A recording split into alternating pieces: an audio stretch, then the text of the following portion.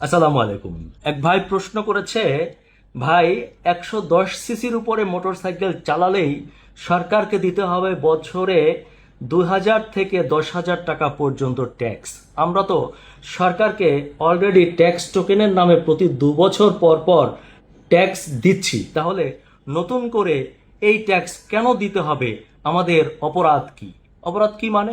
অপরাধ বুঝতে পারছেন না?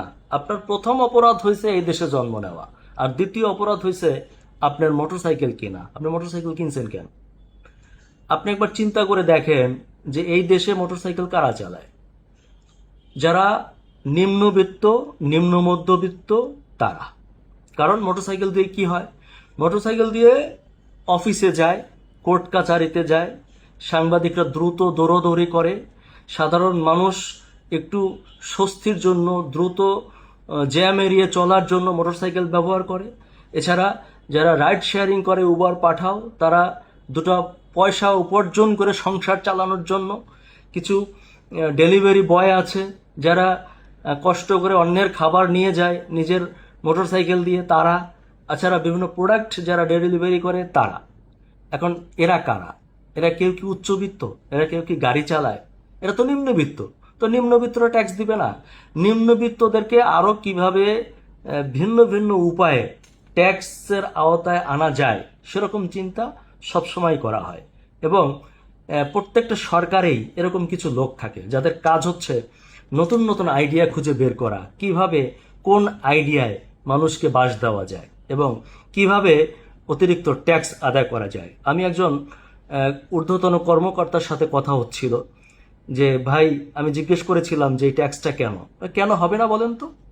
বাংলাদেশে 110 সিসির উপরে মোটরসাইকেল আছে 35 লাখের উপরে।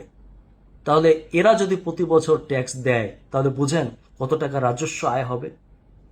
দেখেন, একজন কর্মকর্তা চিন্তা করে যে কত টাকা রাজস্ব আয় হবে, অথচ একজন কর্মকর্তা কোনোদিনও বলতে পারে না যে এত এত রাজস্ব কোন কোন খাতে ব্যয় হবে।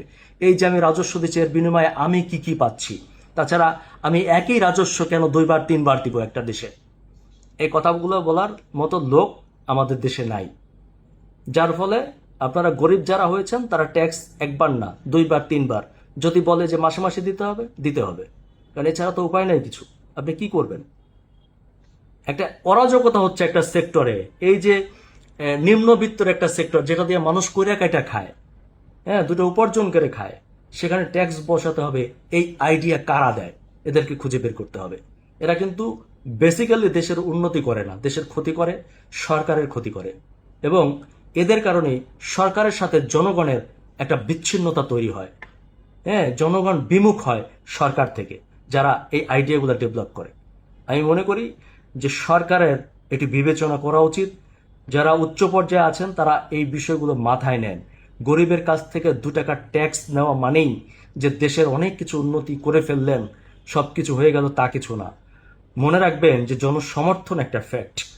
জনগণের জন্য এমন কিছু করবেন না যেটি বোঝা হয়ে যায়, বার্ডেন হয়ে যায়। তাহলে অবশ্যই জনগণ রুখে দাঁড়াবে, প্রতিবাদ করবে। আশা করছি বুঝতে পারছেন যে আমি কি বলতে চেয়েছি। ধন্যবাদ।